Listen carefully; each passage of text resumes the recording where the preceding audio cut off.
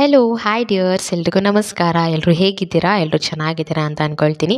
ನಾನು ನಿಮ್ಮ ಪ್ರೀತಿಯ ಮನೆ ಮಗಳು Nirmala and welcome back to my YouTube channel ನಿಮ್ಮ ವ್ಲಾಗ್ಸ್. ಇವತ್ತು ಎರಡು ಕನಸು ಎಪಿಸೋಡ್ 45ನ ಆಗ್ತಾಯಿದ್ದೀನಿ. ಸೊ ಈ ಎಪಿಸೋಡಲ್ಲಿ ನಮ್ಮ ನಿತ್ಯಗೆ ಮಾತು ಬಂದಿದೆ. ಮಾತು ಬಂದಿರೋದು ಶರತ್ಗೂ ಕೂಡ ಗೊತ್ತಾಗುತ್ತೆ. ಹೇಗೆ ಗೊತ್ತಾಗುತ್ತೆ? ಹಾಗೆ ಒಬ್ಬರು ಲೈನ್ನ ಕ್ಲಿಯರ್ ಮಾಡೋದಕ್ಕೆ ಹೊರಟಿದ್ದಾಳೆ ನಮ್ಮ ನಿತ್ಯ. ಅಂದರೆ ನಮ್ಮ ಶ್ರುತಿಗೆ ಹೆಣ್ಣು ಕೇಳೋದಕ್ಕೆ ಹೋಗಿದ್ದಾಳೆ. ಏನಕ್ಕೆ ಹೋಗಿದ್ದಾಳೆ, ಹೇಗೆ ಹೋಗಿದ್ದಾಳೆ, ಯಾರನ್ನ ಕರ್ಕೊಂಡು ಹೋಗಿದ್ದಾಳೆ ಅಂತ ಈ ಎಪಿಸೋಡಲ್ಲಿ ನೋಡ್ಕೊಂಡು ಬನ್ನಿ. ಹಾಗೆ ಸಬ್ಸ್ಕ್ರೈಬ್ ಮಾಡ್ಕೊಳ್ಳೋದನ್ನು ಮರಿಬೇಡಿ. ತುಂಬ ಇಂಟ್ರೆಸ್ಟಿಂಗ್ ಆಗಿರೋ ಎಪಿಸೋಡ್ಸ್ನ ಮುಂದಿನ ದಿನಗಳಲ್ಲಿ ತೊಗೊಂಡು ಬರ್ತೀನಿ ಅಂತ ಹೇಳ್ತಾ ಫುಲ್ ಎಪಿಸೋಡ್ನ ನೋಡ್ಕೊಂಡು ಬನ್ನಿ. ಹೆಣ್ಣು ಕೇಳಕ್ಕೆ ಬಂದಳು ನಿತ್ಯ. ದಿನಗಳು ಕಳೆದರೂ ಈ ಲಾವಣ್ಯ ನಿತ್ಯಗೆ ಚಾಲೆಂಜ್ ಮಾಡೋದು ಬಿಡ್ತಿರ್ಲಿಲ್ಲ. ಅವಳು ಚಾಲೆಂಜ್ ಮಾಡಿದ್ರೆ ಏನು, ಗೆಲ್ತೆ ನಾನು ಬಿಡೋದಿಲ್ಲ ಅಂತ ಹೇಳಿ ನಿತ್ಯ ಗೆಲ್ಲೋದು ಬಿಡ್ತಿರ್ಲಿಲ್ಲ. ಹೇಗಾದರೂ ಮಾಡಿ ಶರತ್ಗೆ ನಿತ್ಯ ಮೇಲೆ ಕೆಟ್ಟ ಅಭಿಪ್ರಾಯ ಬರ್ಸೋದೇ ಅವಳ ಇಂಟೆನ್ಷನ್ ಆಗಿತ್ತು ಲಾವಣ್ಯದು. ರಾಧಾ ಸೋಫಾ ಮೇಲೆ ಕೂತು ಮಗುಗೆ ಅಂತ ಹೇಳಿ ಸ್ವೆಟರ್ ರೆಡಿ ಮಾಡ್ತಾ ಇದ್ಲು. ನಿತ್ಯ ಅಲ್ಲಿಗೆ ಬಂದು ಏನಿದು ಅಕ್ಕ ಅಂತ ಕೇಳ್ತಾಳೆ. ರಾಧಾ, ಇದಾ ಪಾಪುಗೆ ಅಂತ ಹೇಳಿ ಸ್ವೆಟರ್ ರೆಡಿ ಮಾಡ್ತಾ ಇದ್ದೀನಿ ಅಂದ್ಲು. ನಿತ್ಯ, ಏನು ನೀವೇ ಮಾಡ್ತಿದ್ದೀರಾ, ಹೇಗಕ್ಕ ಇದೆಲ್ಲ ಬರುತ್ತಾ ನಿಮಗೆ ಅಂತ ಕೇಳಿದ್ಲು. ರಾಧಾ, ಅದಕ್ಕೆ ಎಕ್ಸ್ಪೀರಿಯನ್ಸ್ ಬೇಕು ಅಂತ ಏನಿಲ್ಲ ನಿತ್ಯ. ಅವಳ ಮಾತು ಕೇಳಿ ಸೈಲೆಂಟ್ ಆಗಿದ್ಲು. ರಾಧಾ, ಹೇ ನಿತ್ಯ, ಯಾಕೆ ಸೈಲೆಂಟ್ ಆಗಿದೆಯಾ, ಏನಾಯಿತು ಅಂತ ಕೇಳಿದ್ಲು. ಏನಿಲ್ಲ ಅಕ್ಕ, ಹಾಗೆ ಸುಮ್ಮನೆ ಅಂದ್ಲ ನಿತ್ಯ. ನಿತ್ಯ, ನಿನ್ನೊಂದು ಮಾತು ಕೇಳ್ತೀನಿ, ಬೇಜಾರಾಗಬಾರ್ದು. ನಿತ್ಯ, ಅಯ್ಯೋ ಅದರಲ್ಲಿ ಏನಿದೆ ಅಕ್ಕ, ಕೇಳಿ ಅಂದ್ಲು. ರಾಧಾ, ಹರ್ಷ ನಿನ್ನ ಮದುವೆ ಆಗ್ತೀನಿ ಅಂದಾಗ ನೀನು ಯಾಕೆ ಬೇಡ ಅಂದೆ? ಆ ಕೋಪದಲ್ಲಿ ಮಿಸ್ಬಿಹೇವ್ ಮಾಡಿದ್ದಾನೆ ರಾಸ್ಕಲ್ ಅಂತ ಹೇಳಿದ್ಲು. ನಿತ್ಯ ಆ ಸಿಚುಯೇಷನ್ ನೆನಪಿಸ್ಕೊಂಡು ಹಾಗೆ ಶರತ್ ಹೇಳಿದ ನೆನಪಿಸ್ಕೊಂಡು ಸೈಲೆಂಟ್ ಆಗ್ತಾಳೆ. ರಾಧಾ, ನಿತ್ಯ, ನನಗನ್ಸುತ್ತೆ ನೀನು ಬೇರೆ ಯಾರನ್ನೂ ಇಷ್ಟಪಡ್ತಿದ್ಯಾ, ಅದಕ್ಕೆ ಹರ್ಷನ ರಿಜೆಕ್ಟ್ ಮಾಡಿದೆ ಅಂತ, ನಿಜನಾ? ನಿತ್ಯ, ಹೌದು ಅಕ್ಕ ಅಂತ ನಿಧಾನವಾಗಿ ಹೇಳ್ತಾಳೆ.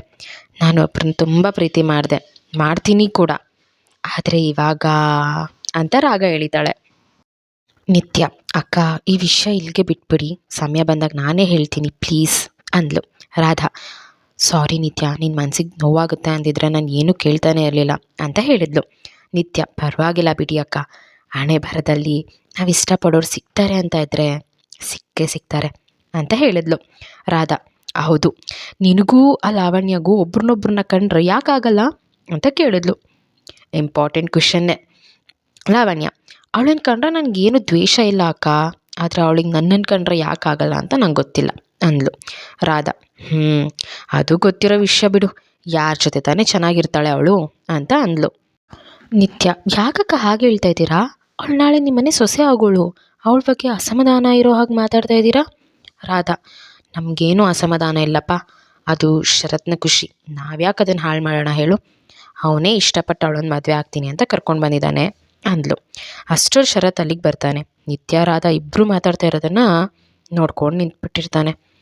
ನಿತ್ಯ, ಅಷ್ಟಕ್ಕೂ ರಾಧಕ್ಕ ಇಲ್ಲಿ ಟೇಸ್ಟ್ಲೆಸ್ಟ್ ಅಂದರೆ ಯಾರು ಗೊತ್ತಾ? ಲಾವಣ್ಯ. ಅವಳು ಹೋಗಿ ಶರತ್ ಸರ್ನ ಇಷ್ಟಪಡ್ತಿದ್ದಾಳೆ. ಶರತ್, ವಾಟ್, ನಿತ್ಯ ಮಾತಾಡ್ತಾ ಇದ್ದಾಳ? ಹಾಗಾದರೆ ಲಾವಣ್ಯ ಹೇಳಿದ ನಿಜ? ಇವಳು ಯಾಕೆ ನನ್ನ ಹತ್ರ ಐಡ್ ಮಾಡ್ತಾ ಇದ್ದಾಳೆ ಅಂತ ಅವಳನ್ನೇ ನೋಡ್ತಾ ನಿಂತಿದ್ದ. ಸಿಕ್ಕಾಕೊಂಡ್ಬಿಟ್ಲು ನಮ್ಮ ನಿತ್ಯ ಶರತ್ ಹತ್ರ. ರಾಧಾ, ಯಾಕೆ ನಿತ್ಯ ಹೀಗೆ ಹೇಳ್ತಾ ಇದೆಯಾ? ನಿತ್ಯ, ಮತ್ತೆ ಇನ್ನೇನಕ್ಕ, ಯಾವಾಗ ನೋಡಿದ್ರು ಶರತ್ ಸರ್ ಸಿಡಿ ಅಂತಾನೆ ಇರ್ತಾರೆ, ಅದೇನು ನೋಡಿ ಇಂಥವ್ರನ್ನ ಇಷ್ಟಪಟ್ಲೋ ಅಂಥೇಳಿ ನಗ್ತಾಳೆ. ಅದನ್ನು ಕೇಳಿ ರಾಧಾನೂ ನಗ್ತಾ ಇರ್ತಾಳೆ. ಶರತ್ ಅವ್ರ ಮಾತನ್ನು ಕೇಳ್ತಾ ಕೈ ಕಟ್ಕೊಂಡು ನಿಂತಿದ್ದ. ರಾಧಾ ಶರತ್ನ ನೋಡಿ ನಗು ನಿಲ್ಲಿಸಿ, ಮಾತಾಡ್ಬೇಡ, ಹಿಂದೆ ನೋಡು ಅಂತ ಸನ್ನೆ ಮಾಡಿದ್ಲು. ನಿತ್ಯ ಅದನ್ನು ಗಮನಿಸೋದೇ ಇಲ್ಲ. ಏನಕ್ಕ, ಇಷ್ಟು ವರ್ಷ ಹೇಗಿದ್ರಿ ನೀವು ಅನ್ನೋದೇ ನನಗೆ ಡೌಟು, ನೀವು ಗ್ರೇಟ್ ಬಿಡಿ ಅಕ್ಕ ಅಂತಿದ್ಲು. ಶರತ್, ಆಮೇಲೆ ಅಂದ. ನಿತ್ಯ, ಆಮೇಲೆ ಇನ್ನೇನು ಅಂದ್ಕೊಂಡು ಹಿಂದೆ ತಿರುಗ್ತಾಳೆ. ಶಾಕ್ ಇಂದ ಎದ್ದು ನಿಂತಲು. ರಾಧಾ ನೋಡಿ ಯಾವಾಗ ಬಂದರು ಅಂತ ಸನ್ನೆ ಮಾಡಿದ್ಲು. ರಾಧಾ ಆಗ್ಲೇ ಬಂದ ಅಂತ ಸನ್ನೆ ಮಾಡಿದ್ಲು. ಶರತ್ ಹತ್ರ ಬರ್ತಾನೆ. ಏನು ತುಂಬ ಗುಣಗಾನ ಮಾಡ್ತಾ ಇದ್ದೆ, ಇವಾಗ ಯಾಕೆ ಸುಮ್ಮನೆ ಆಗಿಬಿಟ್ಟೆ ಹೇಳು ಅಂದ. ನಿತ್ಯ ಅವನನ್ನೇ ನೋಡ್ತಾ ಇದ್ಲು. ಆಮೇಲೆ ಏನೂ ಮಾತಾಡೋದು ಅಲ್ಲಿಂದ ಹೊರಟೋದ್ಲು. ರಾಧಾ, ನೋಡು ಶರತ್, ಅವಳೇನೋ ತಮಾಷೆ ಮಾಡಿರ್ತಾಳೆ, ಇವಾಗ ತಾನೇ ಸುಧಾರಿಸ್ಕೊಳ್ತಿದ್ದಾಳೆ, ಮತ್ತೆ ಮಾತಾಡ, ಅವಳಿಗೆ ನೋವು ಕೊಡಬೇಡ ಅಂತ ಹೇಳಿ ಅಲ್ಲಿಂದ ಹೋಗ್ತಾಳೆ. ಶರತ್, ನಾನು ಯಾಕೆ ನೋವು ಮಾಡಲಿ, ಅವಳು ಮಾತು ಬರೋದನ್ನು ನನ್ನ ಹತ್ರ ಯಾಕೆ ಹೈಡ್ ಮಾಡ್ತಾ ಇದ್ದಾಳೆ ಅಂತ ಗೊತ್ತಾಗಬೇಕು. ಅಂದರೆ ಅದನ್ನು ಅವಳೇ ಹೇಳಬೇಕು. ಆವಾಗಲೇ ನನಗೆ ಸಮಾಧಾನ ಆಗೋದು ಅಂಥೇಳಿ ಹೋದ. ರಾತ್ರಿ ಆಗಿತ್ತು. ನಿತ್ಯ ಟೆರೆಸ್ ಮೇಲೆ ನಿಂತು ಚಂದ್ರನ ನೋಡ್ತಿದ್ಲು. ಅಲ್ಲಿಗೆ ಶರತ್ ಬಂದ. ನಿತ್ಯ ಅವನನ್ನು ನೋಡಿ ಅಲ್ಲಿಂದ ಹೋಗೋದಕ್ಕೆ ಹೋಗ್ತಾಳೆ. ಶರತ್, ನಿಂತ್ಕೋ, ಇಲ್ಲಿ ತನಕ ಬಂದಿದ್ದೀನಿ ಅಂದರೆ ನಿನ್ನ ಜೊತೆ ಮಾತಾಡೋಕ್ಕೆ ಅಂತ ಗೊತ್ತಲ್ವಾ? ನೋಡಿದ್ರು ನೋಡದೇ ಇರೋ ಹಾಗೆ ಹೋಗ್ತಾ ಇದೆಯಾ? ಎಷ್ಟು ಕೊಬ್ಬು ನಿನಗೆ. ಶರತ್, ಮಾತಾಡು, ಯಾಕೆ ಹೀಗೆ ಮಾಡ್ತಾ ಇದೆಯಾ? ಯಾಕೆ ನಾನು ಬಂದರೆ ಇಲ್ಲಿಂದ ಹೋಗ್ತಾ ಇದೆಯಾ? ಬೆಳಗ್ಗೆನೂ ಹಾಗೆ ಹೋದೆ. ಲಾವಣ್ಯ ಹೇಳಿದ್ದು ನೀನು ಮಾತಾಡ್ತಾ ಇದೆಯಾ ಅಂತ. ಆದರೆ ನಾನು ನಂಬಿಲ್ಲ. ಪಾಪ, ನೀನು ನನಗೆ ಮಾತಾಡೋಕ್ಕೆ ಕಷ್ಟ ಆಗ್ತಿದೆ, ತೊಂದರೆ ಪಡ್ತಾ ಇದೆಯಾ ಅಂತ ಅವಳನ್ನೇ ಬೈದೆ. ಆದರೆ ನೀನು ಮಾತು ಬಂದರೂ ನನ್ನ ಹತ್ರ ಹೈಡ್ ಮಾಡ್ತಿದ್ಯಾ? ಬಾಯ್ಬಿಟ್ಟು ಯಾಕೆ ಅಂತ ಹೇಳು. ನಿತ್ಯ, ಅವಳಿಗೆ ಕೋಪ ಬಂತು. ಏನು ಸರ್, ನೀವು ನನ್ನ ಹೇಗಿದ್ರೂ ತಪ್ಪು ಅಂತೀರಾ? ನೀವೇ ತಾನೇ ಹೇಳಿದ್ದು ನನ್ನ ಜೊತೆ ಮಾತಾಡಬೇಡ ಅಂತ. ಅದಕ್ಕೆ ಮಾತು ಬಂದರೂ ನನ್ನ ಮಾತಿಂದ ನಿಮಗೆ ಕಿರಿಕಿರಿ ಆಗೋದು ಬೇಡ ಅಂತ ಸುಮ್ಮನೆ ಇದ್ದೆ.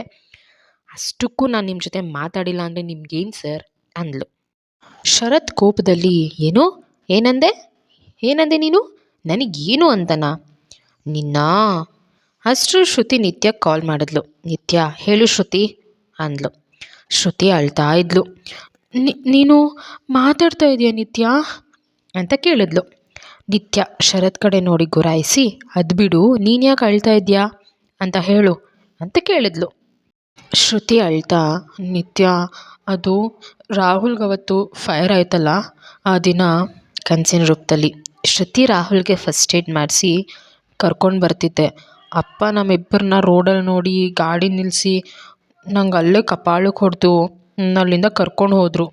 ಅಮ್ಮ ಹತ್ರ ಕರ್ಕೊಂಡು ಬಂದು, ಇವಳು ನಿನ್ಮೇಲೆ ಮನೆಯಿಂದ ಈಚೆ ಕಳಿಸ್ಬೇಡ, ಊರು ಸುತ್ತೋದು ಜಾಸ್ತಿ ಆಗಿದೆ, ಮನೇಲಿ ಊಟ ತಿಂಡಿ ಸ್ವಲ್ಪ ಕಡಿಮೆ ಹಾಕು, ನಮ್ಮ ಮರ್ಯಾದೆನ ಹಾಳು ಮಾಡಿಬಿಡ್ತಾಳೆ ಅಂಥೇಳಿ ಅವಳು ಮೊಬೈಲ್ ಕಿತ್ಕೊಂಡ್ರು ಅಂತ ಹೇಳ್ಕೊಂಡು ಜೋರಾಗಿ ಅಳ್ತಾಳೆ.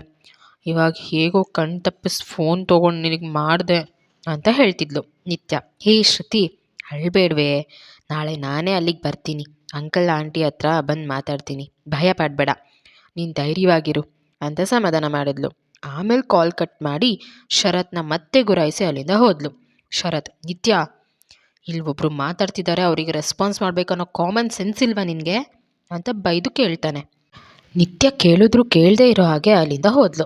ಶರತ್, ಎಷ್ಟು ಕೊಬ್ಬು ಈ ರಾಕ್ಷಸಿಗೆ, ಮೈ ತುಂಬ ಬರೀ ಅಹಂಕಾರನೇ ತುಂಬಿಕೊಂಡಿದ್ದಾಳೆ ಬ್ರಹ್ಮ ರಾಕ್ಷಸಿ ಅಂದ್ಕೊಂಡು ಒಳಗಡೆ ಹೋಗ್ತಾನೆ. ಮಾರನೇ ದಿನ ನಿತ್ಯ ಶ್ರುತಿ ಮನೆಗೆ ಬಂದ್ಲು. ಪಂಕಜ ಆಂಟಿ, ಏನು ನಿತ್ಯ, ನಿನ್ನ ಫ್ರೆಂಡ್ ಈಗಾಗಲೇ ನಿನಗೆ ವಿಷಯ ತಲುಪಿಸ್ಬಿರ್ಬೇಕಲ್ವಾ, ಪರವಹಿಸೋಕೆ ಬಂದಿದ್ಯಾ ಅಂತ ಕೇಳಿದ್ರು. ನಿತ್ಯ, ನಾನು ನನ್ನ ಫ್ರೆಂಡ್ನ ನೋಡೋಕೆ ಬಂದಿಲ್ಲ ಆಂಟಿ, ನಾನು ನನ್ನ ಅತ್ತಿಗೆ ನೋಡೋಕೆ ಬಂದಿದ್ದೀನಿ ಅಂತ ಹೇಳಿದ್ಲು. ಪಂಕಜ ಆಂಟಿ, ಏನು ಅತ್ತಿಗೆನಾ? ಯಾರು ನಿನ್ನ ಅತ್ತಿಗೆ ಅಂತ ಆಶ್ಚರ್ಯದಿಂದ ಕೇಳಿದ್ರು. ನಿತ್ಯ, ಇನ್ನು ಈ ಮನೇಲಿ ಯಾರಿದ್ದಾರೆ ಆಂಟಿ? ಶ್ರುತಿ, ಅವಳೇ ನನ್ನ ಅತ್ತಿಗೆ. ಶ್ರುತಿ ಅವರಪ್ಪ. ನೋಡು ನಿತ್ಯ, ನೀನು ಶ್ರುತಿ ಫ್ರೆಂಡ್ಶಿಪ್ ಸಾಕು, ಅವಳಿಗೆ ಈಗಲೇ ಹುಡುಗನ ನೋಡಿದ್ದೀನಿ, ನಿನಗೆ ಅಂಕಲ್ ಆಂಟಿ ಅನ್ನೋ ಪ್ರೀತಿ ಇದ್ದರೆ ಮಾತ್ರ ನಿಂಗೆ ಈ ಬಾಗಿಲು ಓಪನ್, ಅದು ಬಿಟ್ಟರೆ ಬೇರೆ ಏನೇ ಉದ್ದೇಶ ಇಟ್ಕೊಂಡು ಬಂದರೂ ಈ ಬಾಗಿಲು ಕ್ಲೋಸ್ ಅಂತ ಮುಖಕ್ಕೆ ಹೊಡೆದಂಗೆ ಹೇಳಿಬಿಟ್ರು. ಪಾಪ ನಿತ್ಯ ಅದಕ್ಕೆಲ್ಲ ಬೇಜಾರು ಮಾಡ್ಕೊಂಡಿಲ್ಲ. ಅದು ಹೇಗೆ ಸಾಧ್ಯ ಅಂಕಲ್? ಶ್ರುತಿಗೆ ನಮ್ಮ ಅಣ್ಣನೇ ಹುಡುಗ, ನಾನು ಪ್ರಾಮಿಸ್ ಮಾಡ್ತೀನಿ ಶ್ರುತಿ ಚೆನ್ನಾಗಿರ್ತಾಳೆ. ಶ್ರುತಿ ತಂದೆ. ನಿತ್ಯ, ಏನೋ ಹೊಸ ವಿಷಯ ಹೇಳ್ತಾ ಇದ್ದಾಳಲ್ಲ, ಅಷ್ಟಕ್ಕೂ ನಿಮ್ಮ ಅಣ್ಣ ಯಾರು? ಇಷ್ಟು ದಿನ ಇಲ್ಲದೆ ಇರೋ ಅಣ್ಣ ನಮಗೆ ಗೊತ್ತಿಲ್ಲದೆ ಇವಾಗ ಹೇಗೆ ಬಂದ ಅಂತ ಕೇಳಿದ್ರು. ನಿತ್ಯ ಹೊರಗೆ ತಿರುಗಿ, ರಾಹುಲ್ ಅಣ್ಣ ಬನ್ನಿ ಒಳಗೆ ಅಂತ ಕರೆದ್ಲು. ರಾಹುಲ್ ಒಳಗಡೆ ಬರ್ತಾನೆ. ಪಂಕಜ ಆಂಟಿ, ಯಾರಮ್ಮ ಇವರು? ಶ್ರುತಿ ತಂದೆ, ಇವನೇ ಶ್ರುತಿ ಜೊತೆ ಇದ್ದ ಹುಡುಗ, ಅಂದರೆ ನಿಮಗೆಲ್ಲ ಗೊತ್ತಿದೆ ಅಂತ ಆಯಿತು. ನಿತ್ಯ, ನಿನ್ನ ಮೇಲೆ ಮಗಳು ಅನ್ನೋ ಮಮಕಾರ ಇದೆ, ಅದನ್ನು ಕಳ್ಕೋಬೇಡ. ನಿತ್ಯ, ಇಲ್ಲ ಅಂಕಲ್, ನಾನು ಆ ಥರ ತಪ್ಪು ಮಾಡಲ್ಲ, ನೀವು ನೋಡಿರೋ ಹುಡುಗನ ಶ್ರುತಿ ಮದುವೆ ಆದರೆ ಅವಳು ಚೆನ್ನಾಗಿರಲ್ಲ, ರಾಹುಲ್ ಅಣ್ಣ ಏನು ಅಂತ ನನಗೆ ಗೊತ್ತು, ಅವಳನ್ನ ಚೆನ್ನಾಗಿ ನೋಡ್ಕೋತಾನೆ ಅಂತ ಕನ್ವಿನ್ಸ್ ಮಾಡಿದ್ಲು. ಶ್ರುತಿ ತಂದೆ, ಹಾಗಂತ ಏನು ಗತಿ ಇಲ್ದಿರೋನಿಗೆ ನಾನು ನನ್ನ ಮಗಳನ್ನ ಕೊಡೋಕ್ಕಾಗುತ್ತಾ, ನೀನೇ ಹೇಳು ಅಂತಾರೆ. ನಿತ್ಯ, ಅಂಕಲ್, ಅವರೇನು ಗತಿ ಇಲ್ಲದೆ ಇರೋರಲ್ಲ, ಅವರು RK group of company CEO ಅಂದ್ಲು. ಶ್ರುತಿ ತಂದೆ, ಸಾಕು ನಿಲ್ಲಿಸು ನಿತ್ಯ, ಇವನು ಯಾವ ಕಂಪನಿಯಿಂದನೂ ಬಂದಿಲ್ಲ, ಪೆಟ್ರೋಲ್ ಬಂಕಲ್ಲಿ ಪಂಪ್ ಹೊಡೆಯೋ ಬಡ್ಡಿ ಮಗ ಇವನು, ನಮಗೆ ಗೊತ್ತಿಲ್ವಾ ಅಂತ ಯಾಮರಿಸ್ತಾ ಇದೆಯಾ? ನಿತ್ಯ, ಅಂಕಲ್ ಪ್ಲೀಸ್ ಹಾಗೆಲ್ಲ ಮಾತಾಡಬೇಡಿ, ಇವಾಗಿರೋ ಸಿಚುಯೇಷನ್ ಸರಿ ಇಲ್ಲ, ಅದಕ್ಕೆ ಆ ರೀತಿ ಕೆಲಸ ಮಾಡ್ತಾ ಇದ್ದಾರೆ ಅಷ್ಟೇ, ಅದು ಒನ್ ಟೈಮ್ ಬರುತ್ತೆ, ಅವ್ರು ಮತ್ತೆ ಆ ಪೊಸಿಷನಿಗೆ ಬಂದೇ ಬರ್ತಾರೆ ಅಂತ ಅವರನ್ನು ಕನ್ವಿನ್ಸ್ ಮಾಡಿದ್ಲು ಹಾಗೋ ಈಗೋ. ನಿತ್ಯ ಮಾತಿನಂತೆ ರಾಹುಲ್ಗೆ ಶ್ರುತಿನ ಕೊಡೋದಕ್ಕೆ ಹೇಗೋ ಅವ್ರ ಅಪ್ಪ ಅಮ್ಮ ಒಪ್ಕೊಂಡ್ಬಿಟ್ರು. ಶ್ರುತಿ ತುಂಬ ಖುಷಿಪಟ್ಲು. ಖುಷಿಯಿಂದ ನಿತ್ಯನ ಹಗ್ ಮಾಡಿದ್ಲು. ನಿತ್ಯ, ಶ್ರುತಿ ಮತ್ತು ರಾಹುಲ್ ಇಬ್ಬರೂ ಕೈ ಇಟ್ಕೊಂಡು, ಇವಾಗ ಇಬ್ರಿಗೂ ಖುಷಿನಾ ಅಂತ ಕೇಳಿದ್ಲು. ರಾಹುಲ್, ನೀನು ಮನ್ಸು ಮಾಡಿದ್ರೆ ಏನು ಬೇಕಾದ್ರೂ ಮಾಡ್ತೀಯ ಅಂತ ಪ್ರೂವ್ ಮಾಡಿಬಿಟ್ಟೆ. ನಿತ್ಯ, ಥ್ಯಾಂಕ್ ಯು ಸೋ ಮಚ್ ಅಂತ ಖುಷಿ ಪಟ್ಕೊಂಡು ಹೇಳ್ದ. ನಿತ್ಯ, ಆಯ್ತಾಯ್ತು, ಜಾಸ್ತಿ ಹೊಗಳ್ಬೇಡಿ, ನನ್ನ ಫ್ರೆಂಡ್ನ ಚೆನ್ನಾಗಿ ನೋಡ್ಕೊಳ್ಳಿ, ಅಷ್ಟೇ ಸಾಕು ನನಗೆ ಅಂತ ಹೇಳಿದ್ಲು. ಇವಾಗ ನಮ್ಮ ಶ್ರುತಿ ಲೈನ್ ಕ್ಲಿಯರ್ ಆಯಿತು. ಹಂಗೋ ಹಿಂಗೋ ನಮ್ಮ ನಿತ್ಯ ಅವ್ರ ಅಪ್ಪ ಅಮ್ಮನ ಒಪ್ಪಿಸಿ ರಾಹುಲ್ಗೆ ಶ್ರುತಿಗೆ ಮಾತು ಕೊಟ್ಟಂಗೆ ಅವರಿಬ್ಬರನ್ನೂ ಒಂದು ಮಾಡಿಬಿಟ್ಲು ನಮ್ಮ ಬ್ರಿಲಿಯಂಟ್ ನಿತ್ಯ. ಮುಂದೆ ಏನಾಗುತ್ತೆ ಅಂತ ನೆಕ್ಸ್ಟ್ ಎಪಿಸೋಡಲ್ಲಿ ನೋಡೋಣ.